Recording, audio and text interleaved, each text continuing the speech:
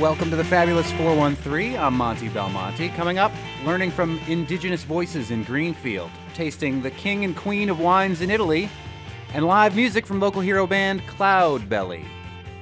But first, these thugs and radical left monsters have just indicated the 45th President of the United States of America. I was tempted to say in a very Trumpian impersonation, but decided not to. But that former President Donald Trump wrote on his Truth Social platform, misspelling indicted. This is the indictment that has been a couple weeks in the offing, and joining us in the Fabulous 413 is Jennifer Taub, a legal scholar, advocate whose writing focuses on follow the money matters, promoting transparency and opposing corruption, graduate of Yale and Harvard, which I've heard of, that are pretty good schools, and professor of law at the Western New England University School of Law. This Manhattan grand jury has indicted the former president in connection with $130,000 in hush money. Professor, is this a good direction for the country to be going in right now? Depending on who you ask politically, they have many minds about this indictment of Donald Trump. So I am lucky that I only have one mind to keep track of, with many different chambers in which I file away bits of information and analysis. And as you know, I follow the area of white-collar crime, and I have also been following the rise and maybe fall of Donald John Trump. I think any day where the rule of law is supported is a good day for America. And I also think it's great that people are expressing their opinions, their opposition, their support, whatever people want to do. I mean, that's why we have a First Amendment. All of that said, I think this is just the beginning. And as I mentioned before, if it was good enough to charge Michael Cohen and put him in federal prison for some of the underlying activities that we believe led to the indictment this week in New York, I think it's good enough for the person who told him to do this stuff. I think that it's about time that somebody held this man accountable after years and years and years of legal violations, which are documented and only which rose to the level of criminal charges when his businesses were convicted in December. Now accountability is closing from his eponymous business organizations to the man himself. And that's how law should be. Some people who are critical of this indictment are saying there's no there. This is a kind of white-collar crime. Who cares? He paid off this hush money. You posted a link to other times, a survey of past New York felony prosecutions for falsifying business records. This isn't something unique to this particular case. This is something that New York has used many times over the years to bring up charges. That is true. And it's a fantastic source, a source that I trust. I try not to link to random research, but this was, this for folks who are listening, justsecurity.org, which has really fantastic writers, put up, it's somewhat lengthy. It's a 24-page memo, but the first couple of pages are an overview. And this was written by people I trust, Siobhan Wyatt, Norm Eisen, and Ryan Goodman. And this was on March 21st, so about 10 days ago. And the title is Survey of Past New York Felony Prosecutions for Falsifying Business Records. And, in reverse chronological order, we have, ordinary people who were charged with this, October of 2022. And we're going all the way back in this, this overview survey to 2010. This memo to the disposition. So it will say the name of the case, the date of the indictment, what the charges were, and ultimately what the outcome was. And, this is like a 24-page document. So to the extent that people want to say that this never happens, and that this is some sort of let's dust off the law books and find something, to use as a political club against him. It's simply not true. And in fact, it's the opposite. Were the DA to look the other way, that it would be saying, some people are above the law.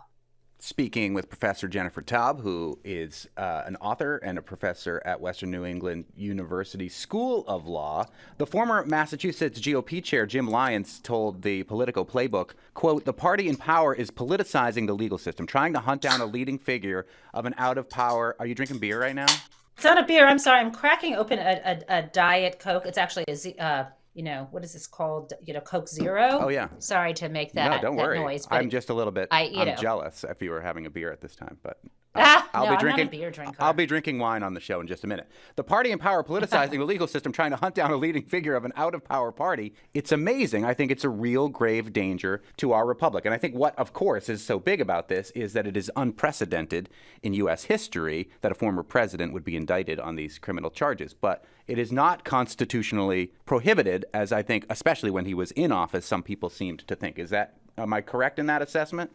I think you're asking me if you're correct in that last piece of it. So I'll start there. Yeah. There's no known constitutional prohibition on a state or federal prosecutor, a local state or federal prosecutor indicting a sitting president. But since it's never been tried or tested before, we don't know. That said, the Department of Justice Office of Legal Counsel had a memo on file saying it was against departmental policy.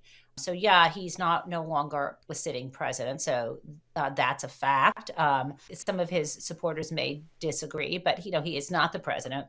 And in addition to that, you also mentioned this argument that somehow this is trying to target or attack a political rival, that the so-called party in power. There's a lot wrong with that statement. Number one, Alvin Bragg is an elected district attorney for Manhattan County. He was elected by the people who vote in that area to enforce all of New York's criminal laws in his jurisdiction, period. Separately, the party in power, I'm not sure what that means. We have a Democrat in the White House who has nothing to do with and is not even answering questions about these charges. We have House of Representatives, which is right now being led by Republicans. The Senate has a majority of senators who are Democrats, and the House and Senate have nothing to do with the charging decisions of a local prosecutor in Manhattan. And, my view is if you want to make criminal charging decisions in Manhattan, you should run for office. And then you too can decide whether someone is above the law or whether they should be held accountable if a jury finds probable cause of a crime. I'll say that. And then finally, the projection. I don't want to live in a world where someone trumps up, let's say, and stirs up crowds to say, lock her up, lock her up, lock her up. But that party leader was and is Donald Trump. He's still leading chants, against Hillary Clinton, saying she should be locked up for God knows what now. Must have been the email server. And I just want us to remember that these folks are projecting onto anyone who has power over Donald Trump their own motives that they so clearly expressed when they were chanting, lock her up. Speaking with Jen Taub, professor of law at Western New England University School of Law, about the Manhattan grand jury indicting Trump in connection with $130,000 of hush money paid to porn star Stormy Daniels, who received the money in the final months of the 2016 election to keep quiet about an alleged affair with the former president. You are a lawyer, and I know that I could tell from some of your social media, including your statement, "This is a dream come true," when you were sleeping when the indictment came through yesterday, that this is something that you think is actually good. There are people that think this is bad for the republic, that it is not the right direction to go. But as a lawyer, if you had to mount a defense of Donald Trump for what we know about the indictment so far, what would you mount as a defense for what Donald Trump is being accused of, we think, in this indictment? So because I don't know what he's being accused of, I'm going to do, as you say, try to suppose. But the first thing as a defense lawyer I would do is the procedural maneuvers. So as soon as the arraignment happens, and that involves the whole booking process, the fingerprinting, the photo, and so on, and then appearing before the judge and arranging for bail or not getting bail. I imagine there'll be bail, and it will I don't know if there'll be a bond or if it will just be on his own recognizance, all that kind of stuff. Once that's done, his lawyers are entitled to file a motion trying to dismiss or minimize the indictment. And the grounds upon which to do that are right in New York law. What you're doing is you're essentially challenging the sufficiency of the evidence, arguing that the grand jury did not have enough evidence to indict, that it was insufficient. You also there's some defect in the process. And so that's what I would obviously do as a lawyer. That's what you should do when you're defending somebody. Then from there, if that is unsuccessful, I guess what I would do is, defend him in court when that comes. But the problem he faces is,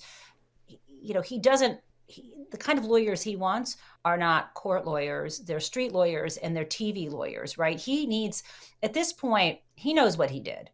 He knows what the potential liability is. He is trying to make this a street brawl. He's trying to make this a civil war. He's trying to win in the court of public opinion and win in his own mind, right? So that's what's more important to him. And he intends to run for office and win the primary regardless of this case, or I expect the other criminal indictments that will be made against him. So I wouldn't be hired to be his lawyer unless I were willing to do the television spin. And I would not be able to be his lawyer unless I were willing to represent a client who's trying to stir up violence and hate. So I wouldn't really be a good lawyer for him, but that's what's going on. That's what will go on. I'm friends with John Pucci, who is a former federal prosecutor, and he has taught me that federal charges aren't going to be brought in such a public way unless the federal government is 99.9% sure that they're going to get a conviction. These are state charges. Do we run the risk of these charges being brought up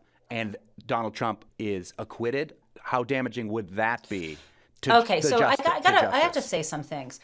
This is not about you, but I think it's about our whole the way our worry gets out there and the way we have not given District Attorney Alvin Bragg his due. And I don't know if it's because he's a Black man. I don't know if it's because he is a local prosecutor. But let's remember that Alvin Bragg is the very first person on this planet to secure a conviction, to even indict and secure a jury verdict against one of Donald Trump's businesses. In fact, two of them, the Trump Corporation and the Trump Payroll Corporation.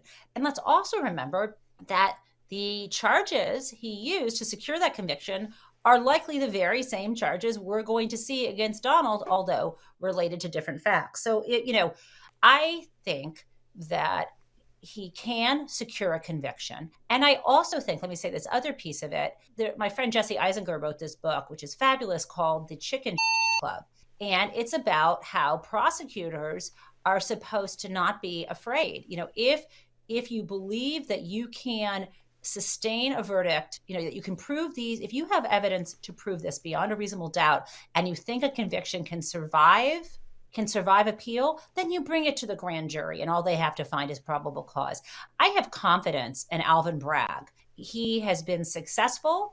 He really, really did a good job in keeping the fact that this indictment was going to drop secret. I mean, I had been told by many sources just the day before and I'm sure you'd heard this, on the news and elsewhere, the grand jury was taking a 3-week break. Right. We all thought they had not voted on this. I literally was napping when we found out there was an indictment. I was like taking a late afternoon nap because I'd been up late working the night before. No one expected this. And that's a credit to him. I completely trust his judgment. Jen Taub is a professor of law at Western New England University School of Law, the author of Big Dirty Money, always looking at follow the money matters and promoting transparency and opposing corruption. Thank you for filling us in on all this. And if and when more indictments come down, would love to have you on again. I would love this. And, keep in mind, it's going to be a long spring, summer, fall, and beyond. This is just the beginning of our a beautiful friendship, as they say. Thank you, Jen. Thank you. Coming up, learning from Indigenous Voices in Greenfield with Jennifer Lee and live music from local hero band Cloudbelly. But up next, we'll taste the king and queen of wines in Italy in the Wine Thunderdome. You're listening to the Fabulous 413 on NEPM. What's this I hear about not being able to discuss prices? Can you believe it? I can't. I'm learning all these rules. Did you have to bleep us out after the fact? No, that's when I got in trouble because I didn't bleep it out before. And then I was like, well, okay, now I'm going to find out creative workarounds how to talk about price without mentioning a price. What have you come up with so far? Well, we can describe the different founding fathers and how many of them there are. I heard you doing this. I've been in no way informed as to what denomination Harriet Tubman is. She's not on anything yet, but Yeah. there's movement. And I think it's probably going to happen that she would be on a bill that is 19 plus 1. Am I allowed to say that? I mean, how far do I have to put it? Cover your ears, everybody. I didn't know this was a thing. We can't say price? Yeah, on public radio, I guess. Oh. Yeah. So we have to say one Hamilton and a Lincoln? and a Lincoln, right? Hamilton and Lincoln are in a Lincoln town car. Driving through Barolo. Matthew McConaughey's driving. I've been driving a Lincoln since long before anybody paid me to drive one. All right. Okay. Point is, we're here to discuss the merits of the wine, not Right. the merits of the price of the wine. Right. And we will tell you that it won't break the bank, but I will try to allude to you about how much of your bank it will break without... It's part of the fun for me now. How to skirt the rules. What if we use euros? Is that like if we say things? I don't know. We have once again entered the Wine Thunderdome here in the Wine Bunker. Deep below State Street Fruit Store, Deli Wines and Spirits in Northampton, with the Wine Sun and the Yankee Sippa. The concept: 2 wines enter, 1 wine leaves. 2 men enter, 1 man leaves. The concept that you created at Wine Sun. Thank you. I always enjoy getting credit. Where credit is due, and I'll tell you that the other wine stores they're liking being part of the Wine Thunderdome. So this could turn into a thing where we have we really get all the stores together. Everybody brings in a wine, and we duke it out. I think that would be a lot of fun. None of that old wine. I want the new stuff. That's right. No more 1966. Let's splurge. Bring us some fresh wine. The freshest you've got. This year's. No more of this old stuff. Oui, monsieur. And there's not a week that goes by that I don't actually think of that movie. What are we drinking in the Wine Thunderdome at State Street today? Last time we got to talk to you about a month ago, we talked about one of the most renowned grapes of France. People don't refer to the noble grapes of Burgundy the way they do the noble grapes of, say, Bordeaux. But we are sort of keeping in that line of thought, and we're going to Piedmont. Play into your ego here, right? Monte. Monte. Monte. We're hanging out in the Monte area. This is the king and queen of Italian wines, both made from Nebbiolo. Of course, we're talking about Barolo and Barbaresco. Which one gets to be the queen and which one gets to be the king in wine? You labeled them. Conveniently labeled them for you. Yeah. We've got Queen Barb, as in Barbaresco, and King Barry,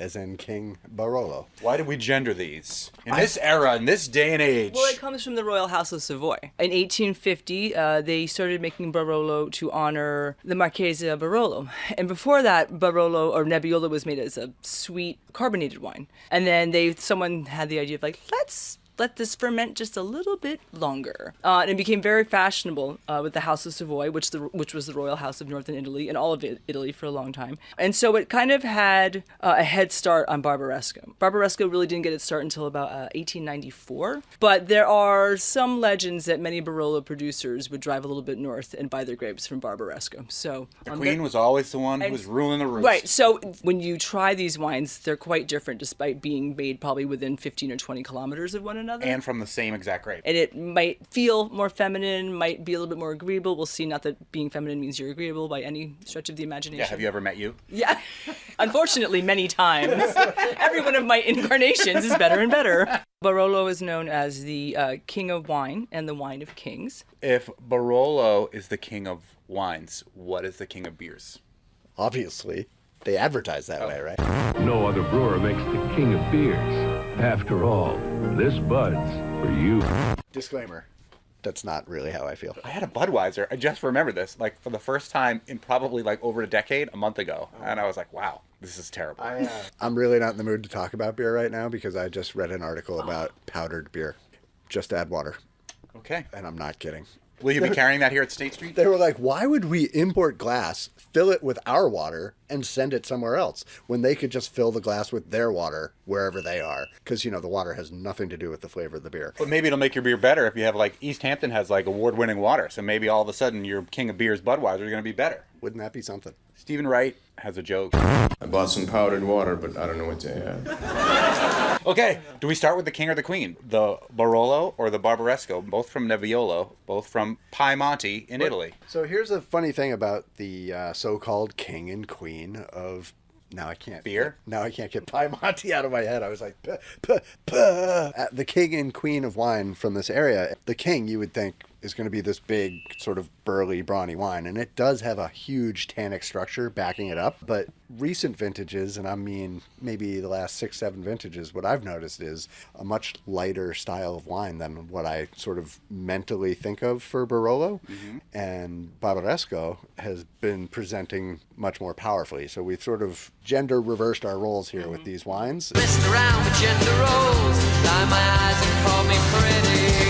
So I think we're going to actually start with the Barolo and see how it goes. No, I think that's a good idea. One thing you'll notice about Nebbiolo, or Barolo, is that it has this reputation as this huge, muscular wine. If you look at it, the color is so pale on it. Yeah, it looks like it could be Pinot Noir. It's a garnet. It would pass the Pinot Noir it would pass test. the Pinot Noir test. The hallmark smell, the telltale smell, and the giveaway smell, if you're ever doing a blind tasting of Nebbiolo, is roses with violets in the background typically. So we have this really wonderful floral note.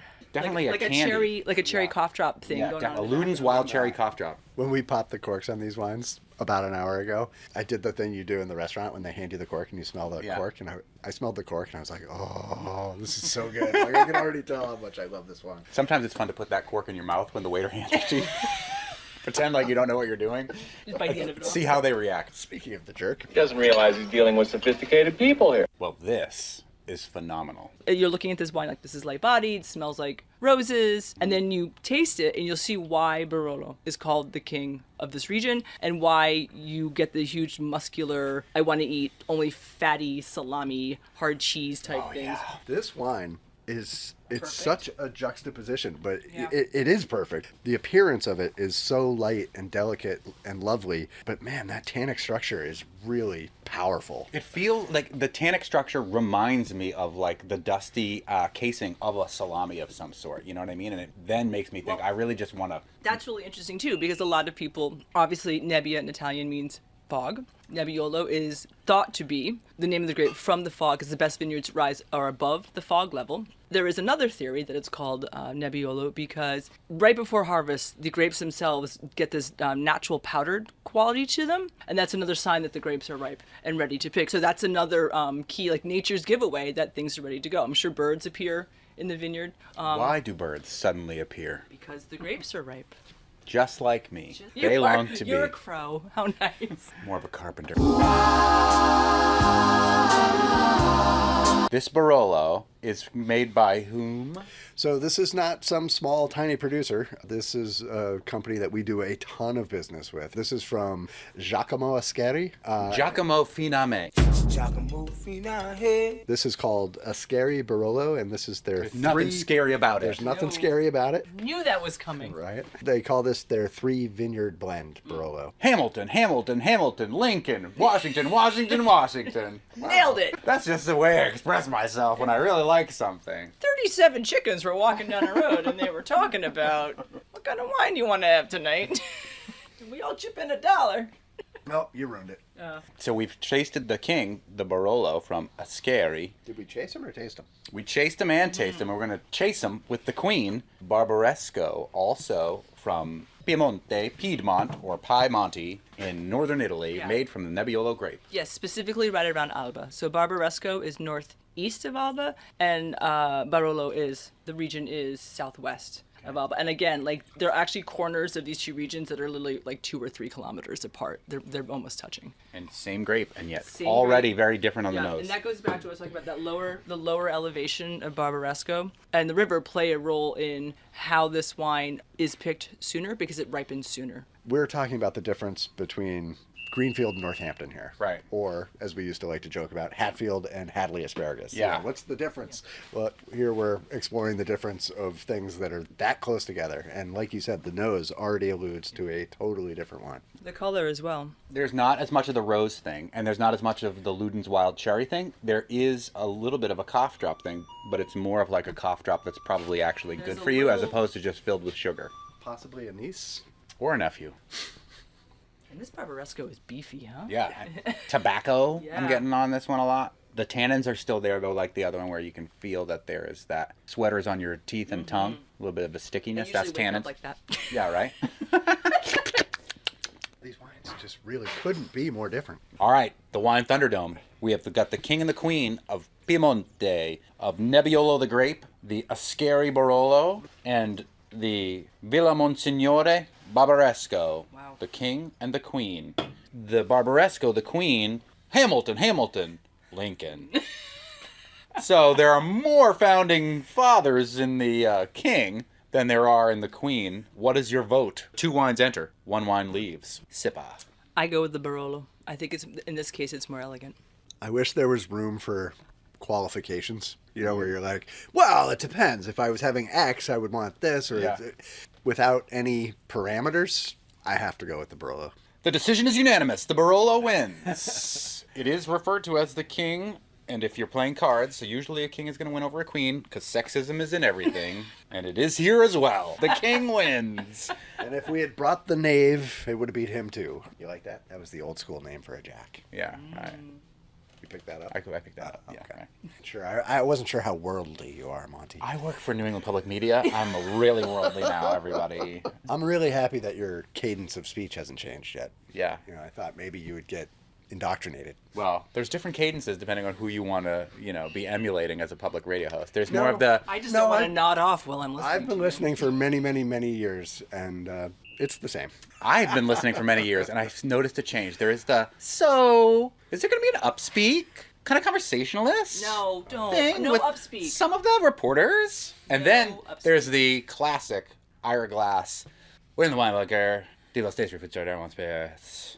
I'm Ari Shapiro. I like Ari Shapiro. I do too. No I problem like with him. them all. Don't get me And wrong. then there's my absolute favorite, which this guy had to have come from commercial radio because of the way that he does it. Kai Risdolf. Oh, I love it. First of all, that guy gets to talk about money all the time, but I've been listening to be like, does he talk about prices? Because I can't. I don't know. But he always does. Hey, the markets have collapsed today and everyone's lost all their money. This is Marketplace. With like a huge grin on his face. He's doing it like that. And I'm like, wow, your 401k is now a 201k, but this guy's psyched. No, I'm all about Aisha Rosca right now. Yeah. I'm loving that. Right. Love her. I love Sylvia Poggioli. Yeah. But she's retiring. She's retiring. I listened to that interview. I'm just me. I feel like I'm the car talk. I'm the car talk guys because they'd be like, Terry Gross will roll over in her grave even though she's not dead when I say it. But this is public radio. Oh, car talk. Boston, baby. Yeah. People love the Boston guys. First of all, get yourself a new car. That thing's a piece of junk. We don't need another Pinot. Coming up later in the show, live music from local hero band Cloudbelly. Up next, learning from Indigenous Voices with Jennifer Lee, who'll be at the Lava Center in Greenfield this Sunday. You're listening to the Fabulous 413 on NEPM.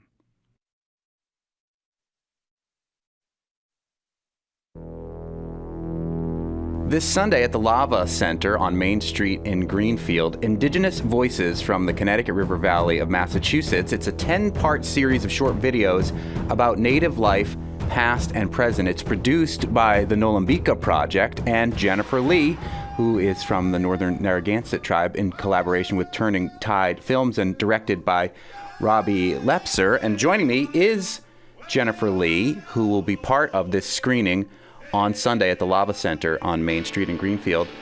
Jennifer, tell me a little bit about this production, Indigenous Voices, from the Connecticut River Valley of Massachusetts. I joined the Nolambika Project board, and there was a request for a movie for the area schools about the local Indigenous history and presence. And I've done educational programs at schools for the last 30 years, teaching the kids the history that I had been learning, and really got excited to do this project. And Diane Dix of the Nolambika Project was really behind it and really facilitated it, made it happen. And Robbie Lepser, who is a wonderful videographer who does social justice movies, really put his heart into it. And so the basic concept was to hear from Native people. Let's interview some Native folks and hear what they have to say, what's on their minds, to kind of address some of the stereotypes that all Americans have about Native people. They come to us in subtle ways, on a butter package, on an advertisement, in old Western movies, even some of the statue on the Mohawk Trail, and the sports mascots. These are all caricatures. And so the idea was, well, let's hear from some local Native people today and hear what's on their minds and give the teachers something about the local history to teach about. And we had some murals made, which we're really happy about. We had a mural made of what Turner's Falls looked like pre-contact. The area was called Peskiomskut. And Robert Peters, a Wampanoag artist, did a wonderful mural, which now hangs in the Montague Town Hall. And then we had another mural made by Deborah Spears Moorhead of a historic account of Pecumtuck people delivering corn to the hungry Connecticut settlers in 50 canoes. This is the kind of history that I think all the kids should be able to hear.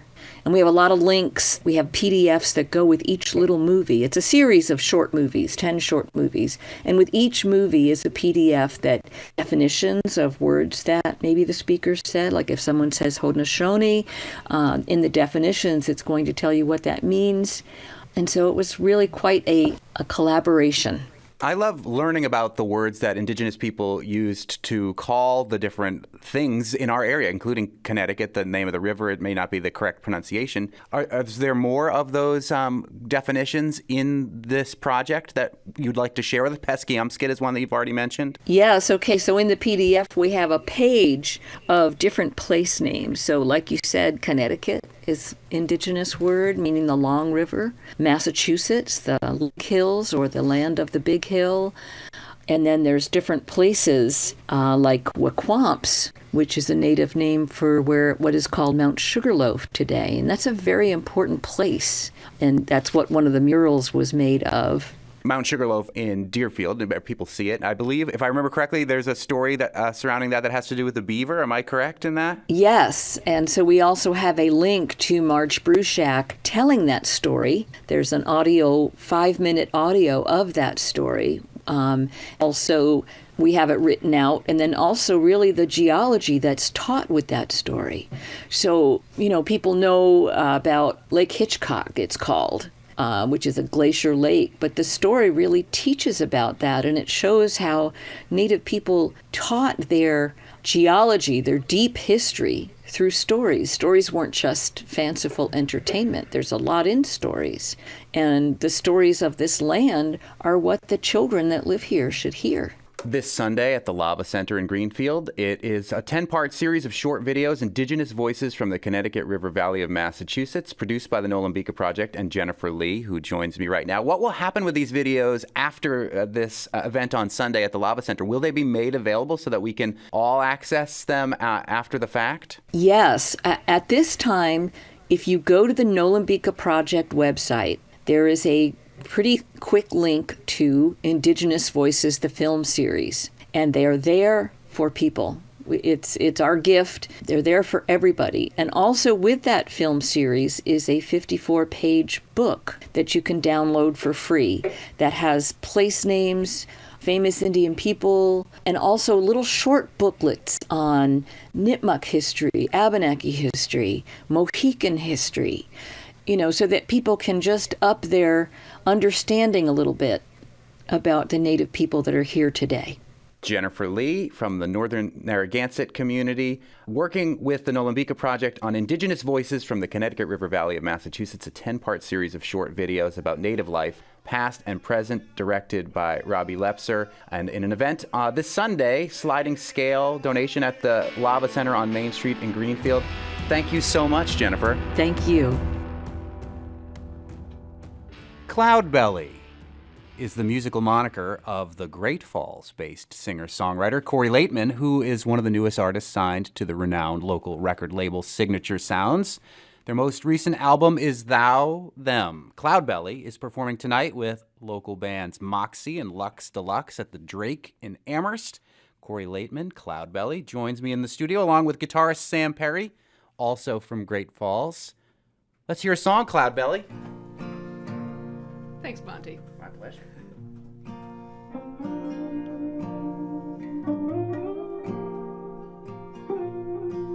Well, here's the thing. I have loved being in love with a daydream. My silver tonsiled 7-layer smoke screen. Do you catch my meaning, darling?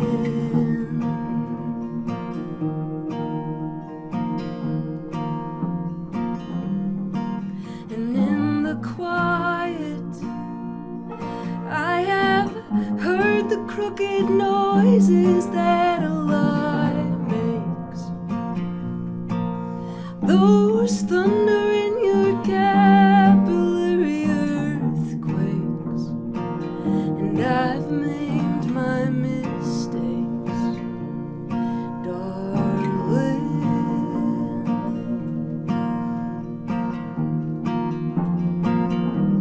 And I'm not asking for forgiveness.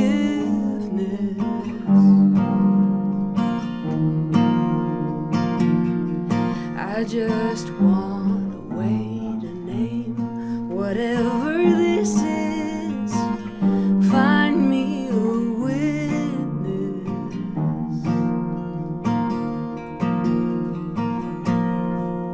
for whatever this is.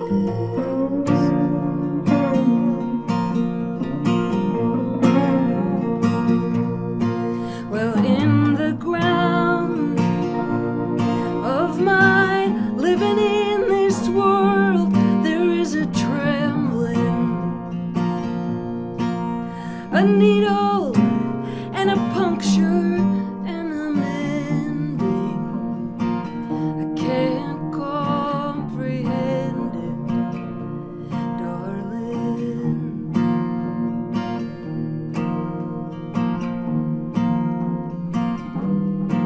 How you were there on the porch, watching the mist, listening to crickets, in the 0 G's of knowing how to fix it.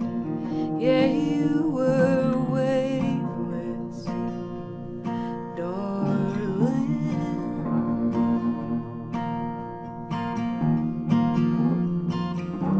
And I'm not asking for forgiveness.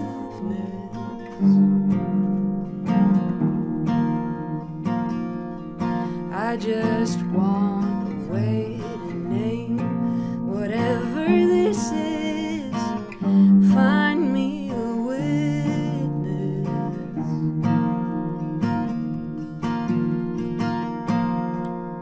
for whatever this is.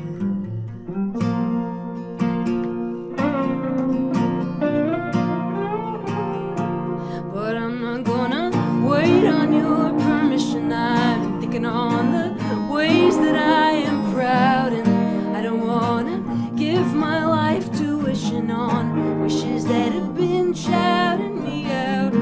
So honey, I go walking in the morning, I gather what I find to me at night. I've been counting on my dreaming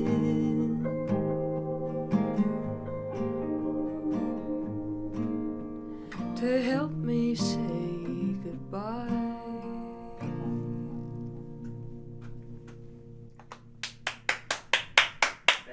Thank you. That is Cloudbelly.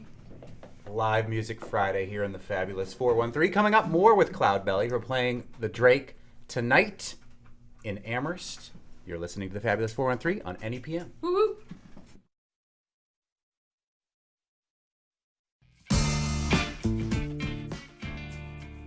That's the sound of Moxie, who is going to be playing the show tonight at the Drake in Amherst, along with Lux Deluxe and the band that joins me in studio right now, Cloudbelly.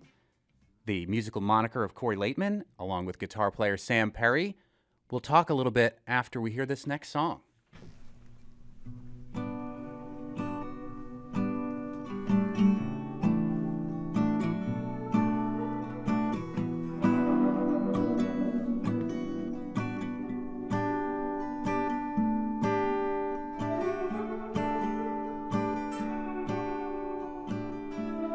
I've been stowed away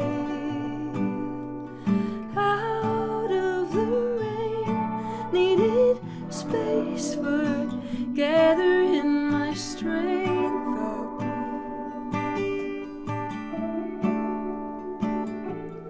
'Cause the light in the morning had been sharp as the knives you used for carving out those words, love.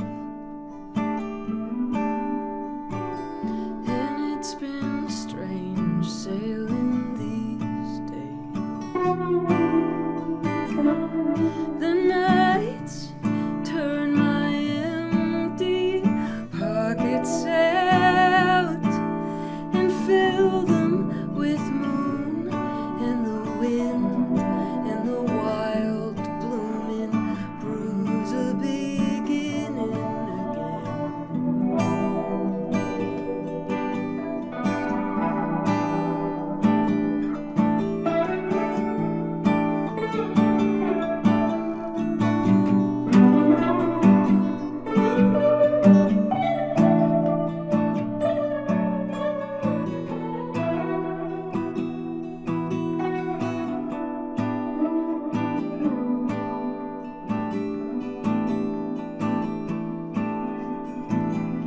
I have kept my mind because of the people who care for me, buoying my heart up. And I have not been saved by cleverness, not mine or yours. Love, I think it might have burned us.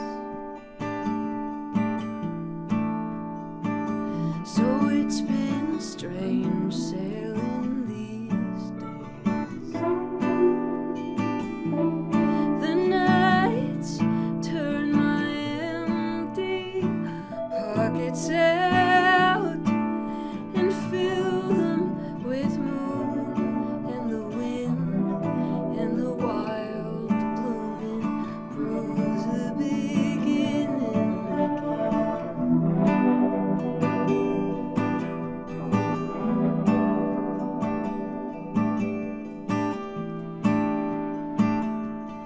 The wild blooming bruise, the wild blooming bruise, the wild blooming bruise, oh, the wild blooming bruise, the wild blooming, wild blooming, wild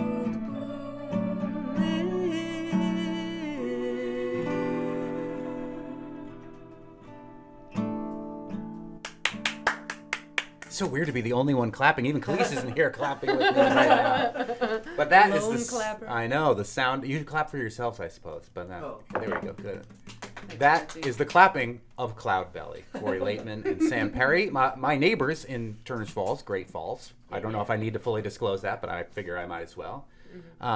Corey, you are one of the most recent signs to Signature Sounds. As somebody who were you doing music for a long time before you had that opportunity? I was. Yeah. Yeah, since 20. Well, on stages in front of people aside from like my high school classmates. Right. Since 2012.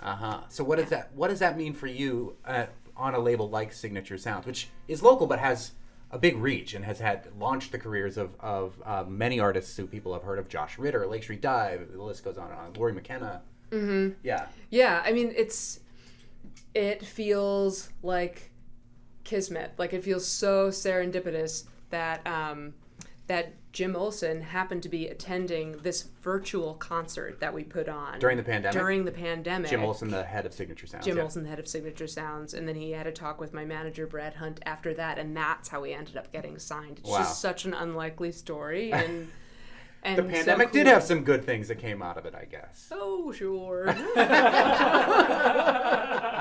And Sam Perry, I don't know if I'm allowed to talk about this yet, so tell me no if you can't, but you are working on something that will be at a museum.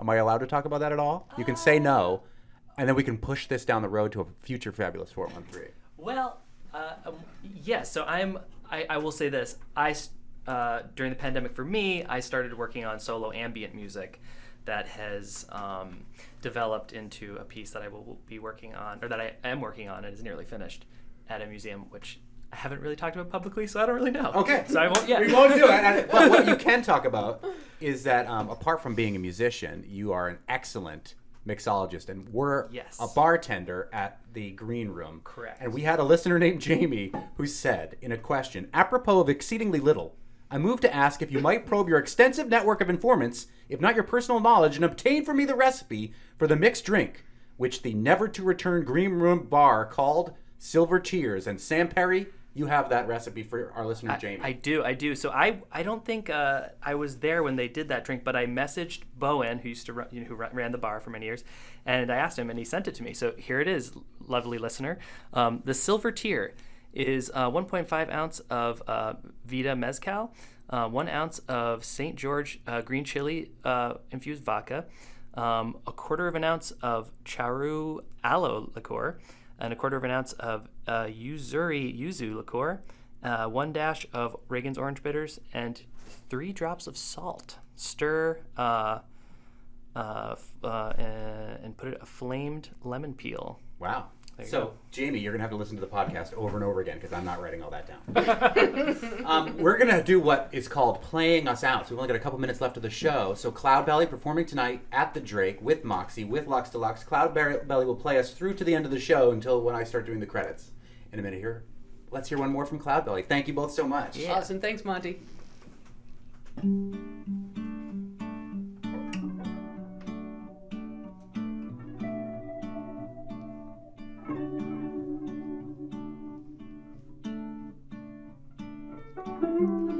I walked out in a wild white flickering, my static cast upon the cold winds billowing. Weary of singing songs I no longer mean. It was a mercy just to be there listening. Ooh,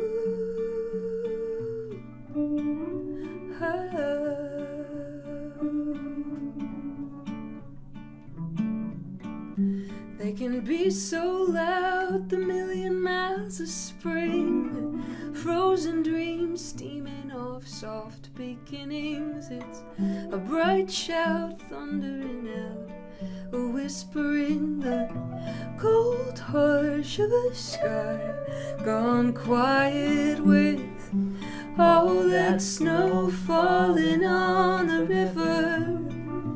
All that snow falling on the river. All that snow falling on the river. I went up in smoke.